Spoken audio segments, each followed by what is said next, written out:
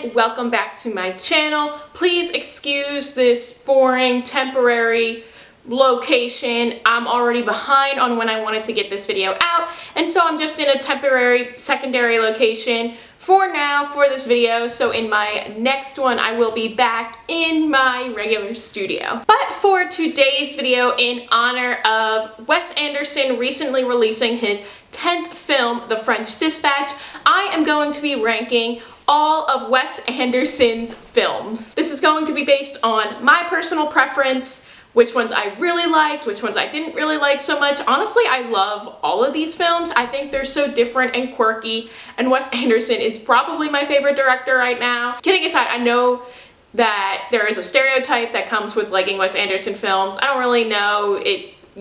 People think that they're better than other people who like movies just because they like Wes Anderson. I don't really have that in mind, but I do love him, and I do think that his weird movies just hit home with me more than other movies have, and that is why I wanted to put them against each other. So Wes Anderson is an American film director and writer. He is very much known for his kind of style that he shoots his movies in. They're very symmetrical, lots of bright colors, and also with his writing and his actors, they're very deadpan kind of humor, which is what hits me. I think that all of these movies are just very weird and quirky, and that's why I love them so much. I think they're just a lot of fun, and you can tell that he's having a lot of fun, and it just makes it enjoyable for me. His first film, Bottle Rocket, was released in 1996, and while it is not his standard typical Wes Anderson style that he has become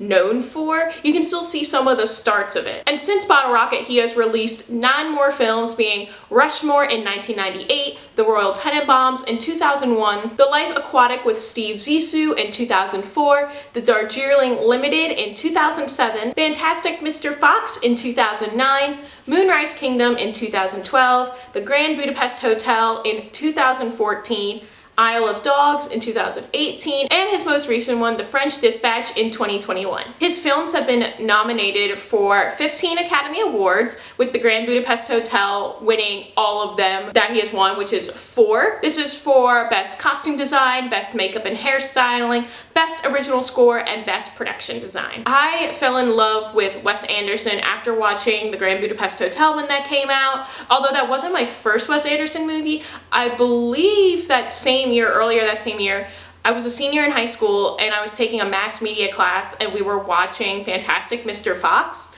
But I feel like I missed a day either at the beginning of the movie or at the end of the movie, or maybe somewhere in the middle. I don't really know. I feel like I wasn't there for one of those days, because I did not understand what was going on in this movie. I did not understand why it was so praised, why a lot of people were talking about it. I'm like, what the heck is going on? And I don't get it. I didn't get the humor in it. And I don't know, then a few months later I watched Grand Budapest Hotel, and I'm like, okay, I need to look more into this man because he is great. I was cracking up at that movie. I think I was the only one that was. I was watching it like a sleepover from what I can remember. And I don't know, I fell in love with it. It was just so much fun. But is it still my favorite? Do I still have the same love for it? Or have any of these other 9 films taken over that love? You'll just have to watch and find out. So about 2 weekends ago, my boyfriend and I decided to have a Timothée Chalamet weekend because we saw The French Dispatch that had Timothée Chalamet in it, and Dune. And that has nothing to do with this video. I just wanted to mention more Timothée Chalamet and the fact that, yes, we did dedicate a whole weekend just to see 2 movies that had him in it, because we are those kinds of people. Anyway, like I said, that has nothing to do with the video, but let's get into the rankings. In number 10, we have The Life Aquatic with Steve Zissou. The Life Aquatic with Steve Zissou follows oceanographer Steve Zissou, who is looking to get revenge for his friend who was eaten by a jaguar shark, along with discovering his long-lost son. Now, this was Anderson's 4th film. Yes, that sounds right. I think it was in this film. Each film that he had before this was definitely starting to develop into what Wes Anderson would be known for today. But this film, I definitely think it all came together with the type of cinematography, with the type of dialogue, and with the colors. The colors really stood out to me, whereas in the previous films they were there, but I don't think they were as prominent. But this film, especially with it being on the ocean and being on the water, I really liked how like his color scheme finally came together, and how that could be a big moment in his films. So this film stars Bill Murray. A lot of these are going to star Bill Murray. Bill Murray's career before Wes Anderson was kind of in a little bit of a slump, so I heard. And so when he was cast in Rushmore, he did it for the cheapest price he possibly could that SAG would allow him to get paid for, and it kind of brought back his career. It kind of like lifted him back up, and he has been in a lot of these Wes Anderson films, and I think he continues to be in them because of what it did for his career. I cannot confirm this, but I mean, if I was in that kind of a situation, I think that's what I would do. This movie also stars Owen Wilson as Bill Murray's long-lost son, and it's a lot of fun. Owen Wilson's another fun character, and I did love the father-son dynamic. There's a lot of family dynamics in these movies, and you can definitely see that through a lot of similar themes with found family, finding your family, and what family means to you. It's also another like common theme where like both characters seem to like fall in love with like the same woman that comes up more than once.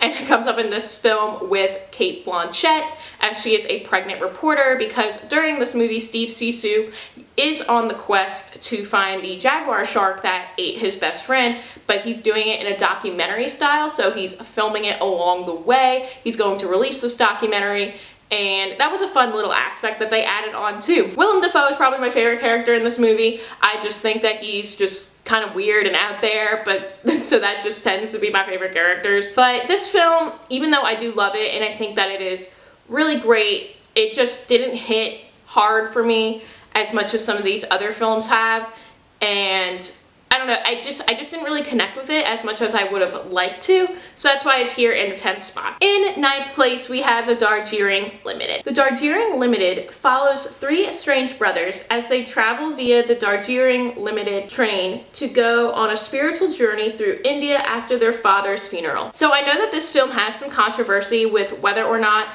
Wes Anderson kind of was appropriating Indian culture, because it does take place in India. I'm not gonna try to justify it or anything like that. I do think in a way it might have been telling a very basic Indian story, even though the three main characters are white dudes. Kind of like an introduction to Indian culture for those who may not be from there. I really didn't feel like he was mocking or making fun of the culture, which this film has gotten a lot of criticism for. I did not feel that way when I was watching it, but then again, I am not from that culture, so I really don't have any place to say, but I still thought it was an enjoyable story with three brothers. We have Owen Wilson, Jason Schwartzman, and Aidan Brody being the brothers. They each have their own things going on in their lives, and I don't know, it was fun. It really connected with me because I also have two other siblings, and we're not estranged or anything, but I love the family aspect of this movie. I love how Owen Wilson's character really felt like his brothers weren't there for him anymore and that he didn't know a lot about them, and with this tragedy in their family bringing them together, he created like this whole itinerary because he wanted to spend time with them and he wanted to go on this journey with them, and I really connected with that. Again, it is not my favorite Wes Anderson movie. It is here in the 9th place because other than the familial aspect, again, I didn't really connect with it as much as I would have liked to. It was a nice film to look at for what it means to reconnect with your family.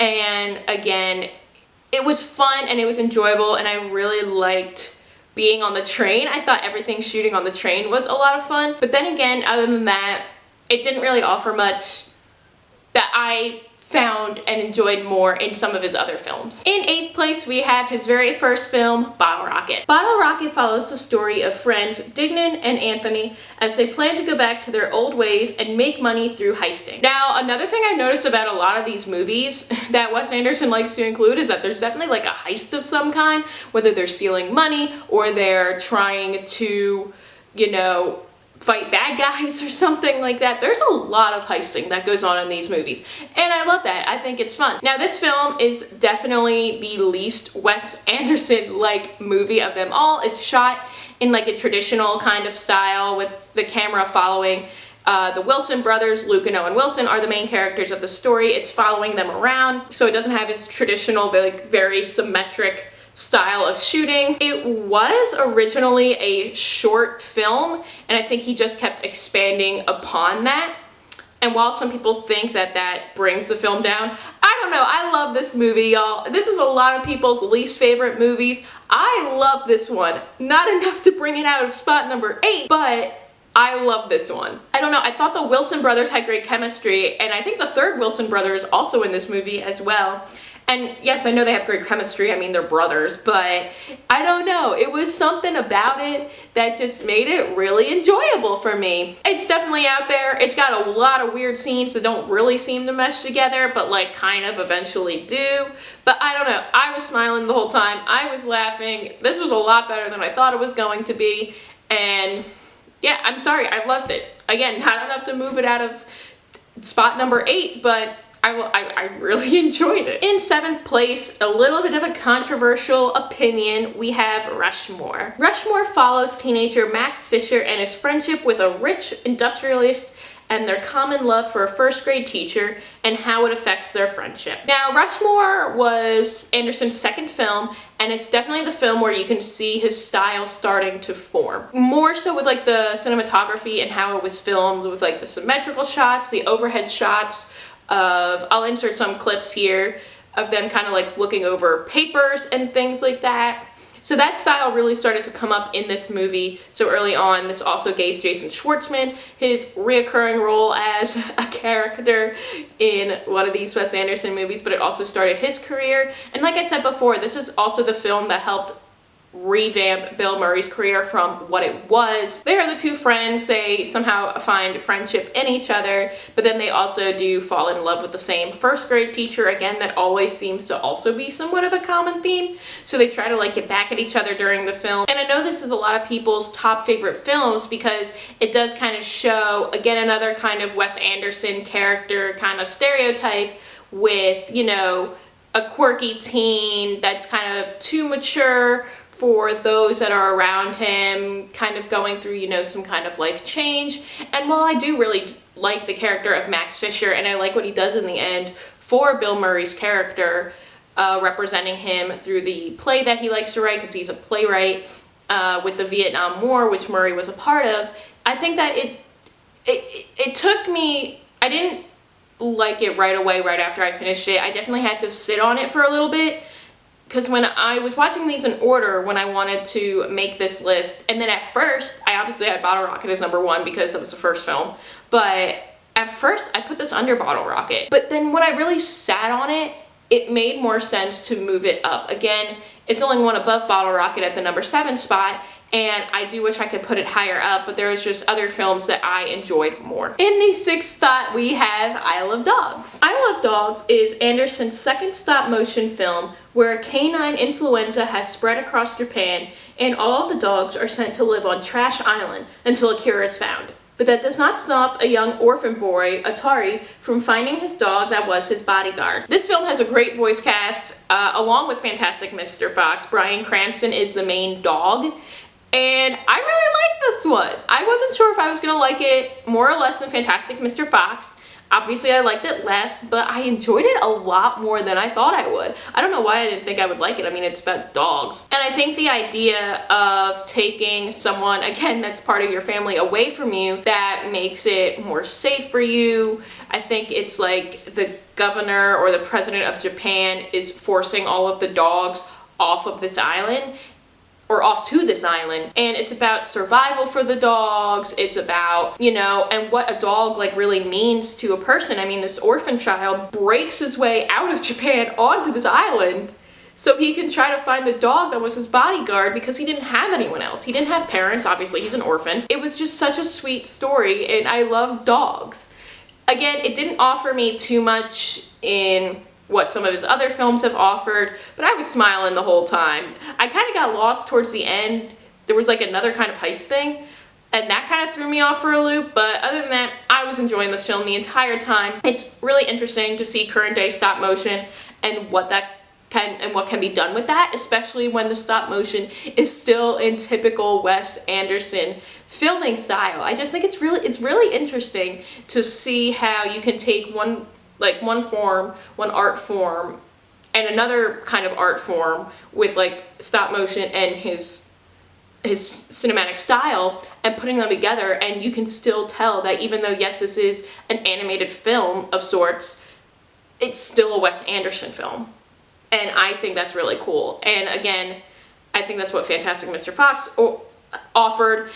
And I don't know, it was just so enjoyable. I was smiling the whole time. And again, dogs. In the 5th spot, we are in the top 5, we have the Royal Tenenbaums. The Royal Tenenbaums follows the Tenenbaum family with a main focus on the 3 children, Chaz, Margot, and Richie, who were gifted youngsters but have not found that fame into adulthood.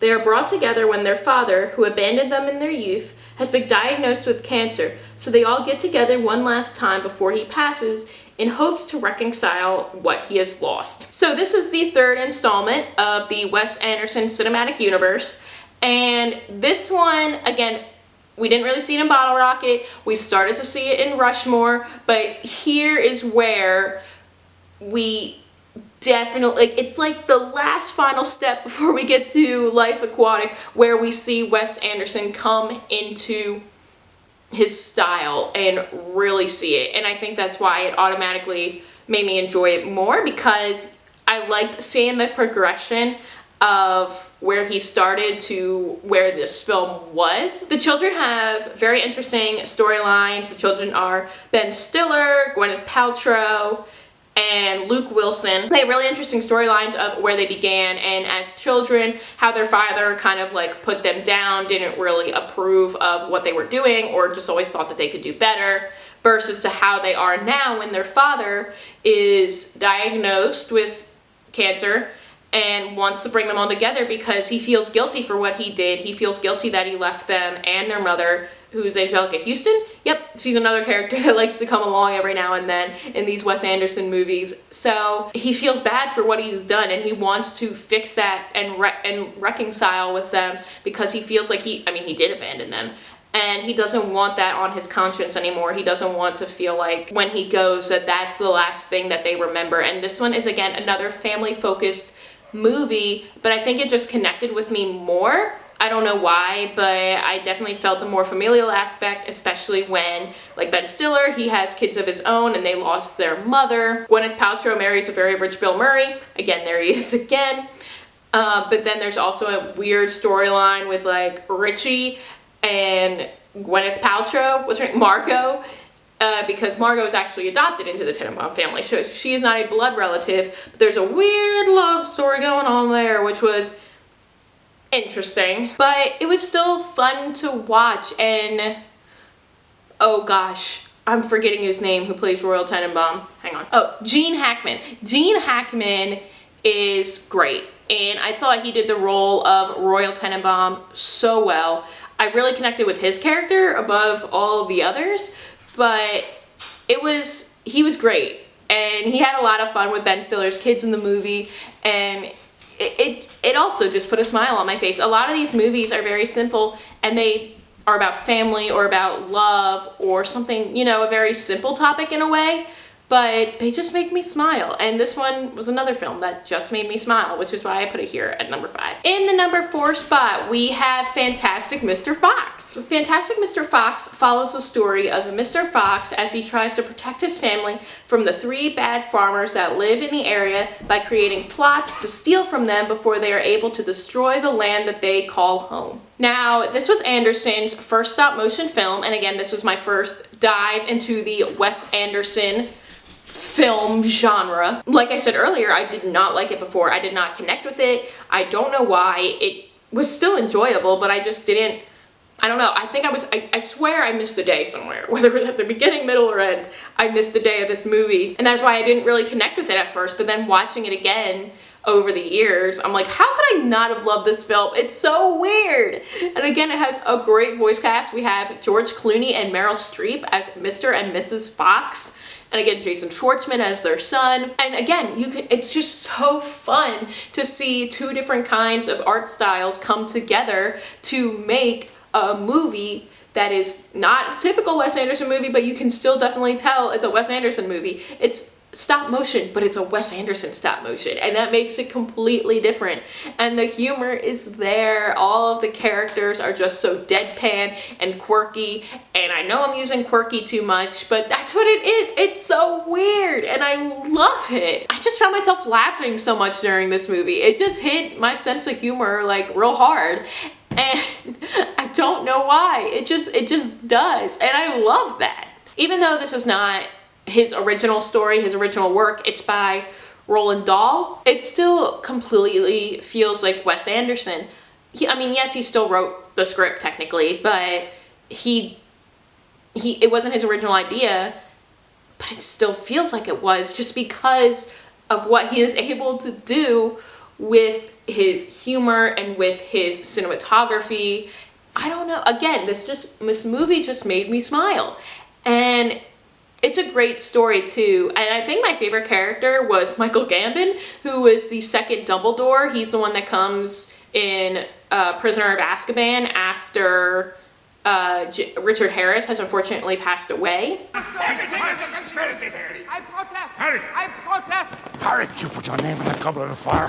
Like, you have Dumbledore playing one of your characters, and then also you have Voldemort playing another one in another movie, which we'll get to. But I don't know, it's just so much fun. He was definitely my favorite of the three baddies. I think he's kind of like the main one. He talks the most, so it was just a lot of fun. I also love just, again, how weird it is. Like, they shoot off Mr. Fox's tail, and then Dumbledore starts like wearing it as like a necktie, and I'm like, that is so weird.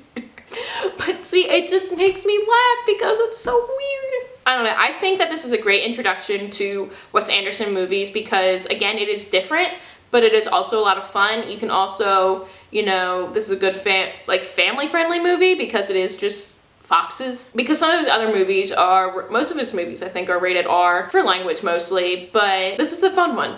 And again, just like with Isle of Dogs, it's so fascinating to see a stop motion be so Wes Anderson.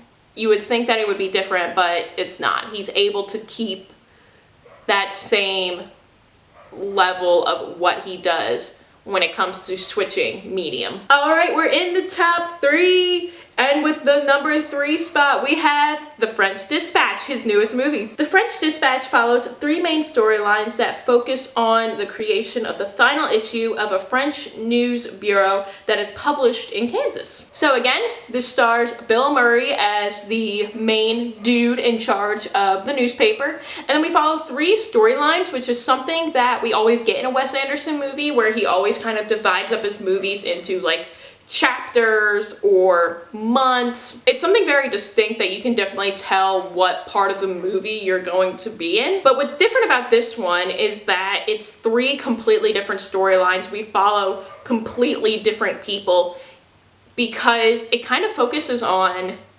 3 main aspects of what it takes to build a magazine. So like the first story focuses on like the art and the artists, and it follows this whole storyline of an artist in jail and how people want to buy his art. Then there's a second storyline, that's the Timothy Chalamet storyline, where it follows Timothy Chalamet and Frances McDormand. This is like the political side of what can be included in magazines.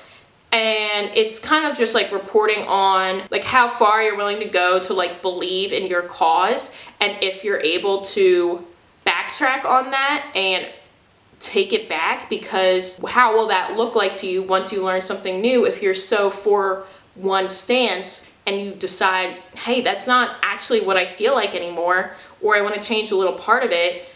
Like, that's a whole big storyline as well. And then the third section followed on like food and food critics and things like that. That one was a really weird storyline. Like, the son of someone gets like kidnapped, and then Jeffrey Wright has to go save him. That one was really interesting too, because in that section he actually had part of it in like a cartoon format. Not stop motion like he has done before, but like in a whole cartoon format, and it was so funny. This movie was probably the funniest one that I can recall at the current moment. My boyfriend and I were laughing during this the entire time, and a lot of our theater was too. This one definitely hit my funny bone more than some other ones have in the past. I just walked out of that theater very happy, and I very much enjoyed myself, and we had great discussions on the car ride home of what we thought everything meant, like losing your relatability or, you know, just not being there. And one of the biggest moments that I think we really got from the movie was Bill Murray. At the beginning of the movie, everyone's talking about, oh, you need to cut this, we don't have enough room for that, like we need to make the magazine smaller, but we still need to include all these ads and stuff. And Bill Murray's character, as the editor-in-chief of the magazine, he's like, no, cut out the ads, I want to include this story. And throughout, he's also talking with some of the characters, and one character, I believe it was Jeffrey Wright's character, like wanted to include the short portion of a quote, but Bill Murray's like, no, that's not what you gave me. I want this full quote in there. And then Elizabeth Moss is like, she's like his assistant, I think. She's not really in it all that much. She's like, no, like we don't have the room for that. And he's like, no, cut out the ads. I don't care. I want everyone's full story included on that. And it just goes to show that he did inherit this magazine from his father. So we were trying to think, oh, is he following in his father's footsteps, and this is what his father would have wanted for the magazine, to include more stories and real accounts of people? Or did he not really have a good relationship with his father and wanted to change that and improve the magazine by being able to include everyone's stories? I don't think it was ever really mentioned whether or not he had a good relationship with his father or not. We definitely know that he inherited the magazine from his father, but I think this was a really good kind of like open-ended question on why he's so dedicated and passionate to wanting to keep everyone's stories in this magazine, and it was a lot of fun. I really enjoyed thinking about it from that kind of an angle. All right, in this second place, we have Moonrise Kingdom. Moonrise Kingdom tells the story of orphan Boy Scout Sam and his pen pal Susie as they escape their home life situations to be on their own beachside paradise to be with each other. This movie is so cute. I absolutely love this movie because it is so adorable. It's another kind of typical Wes Anderson character of, you know, children who are way more mature, seem older than their age, because I think these are just like 12-year-olds, but they are so cute and I love them. And it's just such an adorable story. So Sam and Susie find each other because I think Sam's Boy Scout troop went to a play that she was in, so he snuck in backstage and then they met, so they started becoming pen pals, and through writing all these letters, they decide, you know what, we want to be with each other, we're in love with each other, so let's go and run away and be with each other. So Sam like escapes from Boy Scout camp, Susie escapes from her home life with her parents of Bill Murray and Frances McDormand, yes, yeah. Although Frances McDormand is also having an affair with the police chief, who is Bruce Willis. Bruce Willis is in this movie and he's a lot of fun too. And this movie is just so heartwarming. I do recommend this movie for a feel-good movie because it just makes you so happy. I think that, you know, with a lot of the main focus being on these children, both of the two main characters and like the Boy Scout troop that goes out to try to find Sam, it's just a lot of fun and it makes me smile the whole time.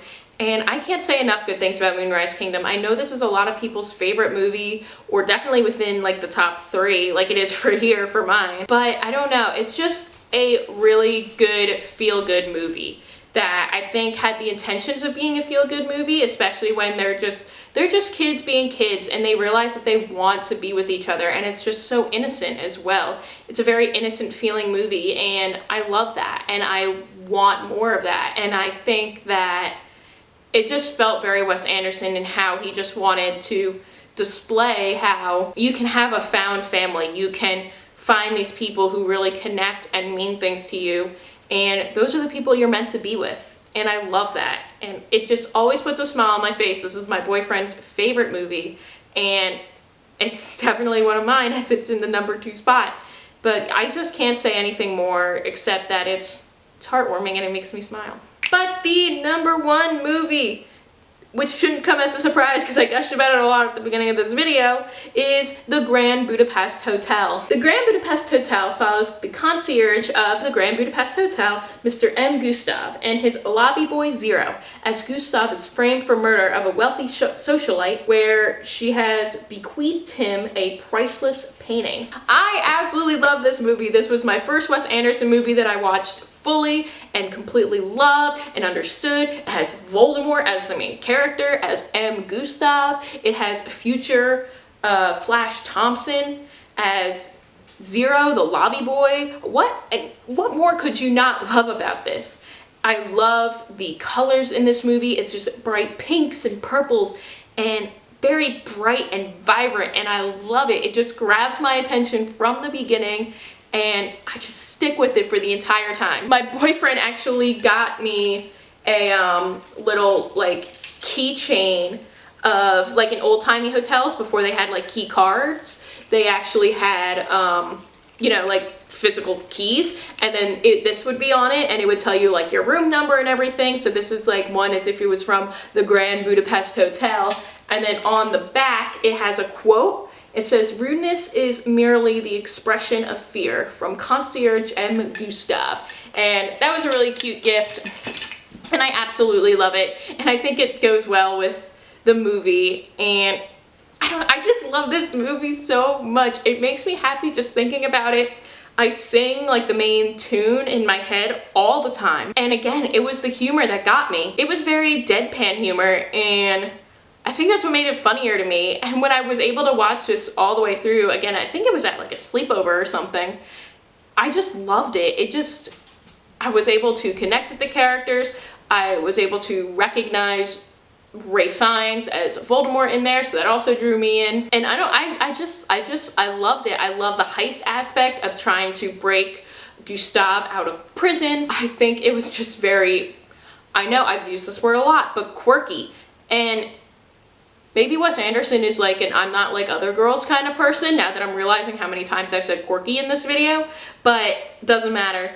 Still my favorite movie. It is his most acclaimed movie, getting nominated for I think 9 Academy Awards and winning 4, like I said earlier. So it's definitely the movie that has gotten him probably the most recognition, at least in like the sphere of like awards and prestige. And I think it deserves it. I 100% agree with what it's won and what it was nominated for. I was wishing it was gonna be nominated for Best Picture. I have like a Twitter thread just hoping that it would be nominated or that would win Best Picture, but it didn't. What did win that year? Doesn't matter. Anyway, it wasn't the Grand Budapest Hotel, so I was upset. But again, there was just something that I really loved about this movie. It was funny, it was bright, it was vibrant, it was fun. I think that's the main thing, is that it was just fun. And I love every chance that I get to watch it over and over again because I just have fun all over again. So that's it. That is my ranking of all of the Wes Anderson movies. I hear he actually is in production for a 3rd one that has like a stellar cast, like Tom Hanks is in it. It's just so cool to see like where he started out being with like the Wilson brothers. Not that they're not great actors, I love the Wilson brothers, but they were also new and into the acting field, and now from that with Bottle Rocket, now being able to get Tom Hanks, Margot Robbie's in this new one. Like, it's incredible to see like where you can start and then where you can go, but not really lose a sense of yourself on the journey along the way as he's developed his style, and what it has become is amazing. And I think that's why I really look up to Wes Anderson too, why I really fascinate about what he has done, and why I wanted to make this list in the first place. He has hit 10 films now. That's a great accomplishment, and I can't wait to see more from him. Wes, I know you're not watching this, but if you are, I would love to be a part of one of your movies, if possible. But anyway, thank you guys so much for watching this movie. Let me know what your ranking of the Wes Anderson movies is down below in the comments. If you haven't seen a Wes Anderson movie, obviously I recommend the Grand Budapest Hotel, but I also recommend probably Moonrise Kingdom or Fantastic Mr. Fox. I think those 3 movies are a great first step into the world of Wes Anderson. And Rushmore too. I'll throw Rushmore in there as well. Even though it was lower on my list, I'll throw that in for a recommendation as well. If you have a completely different list from mine, I would love to know that too and your reasonings for it. But thank you guys so much for watching. Don't forget to like and subscribe. And until next time, keep on gabbing.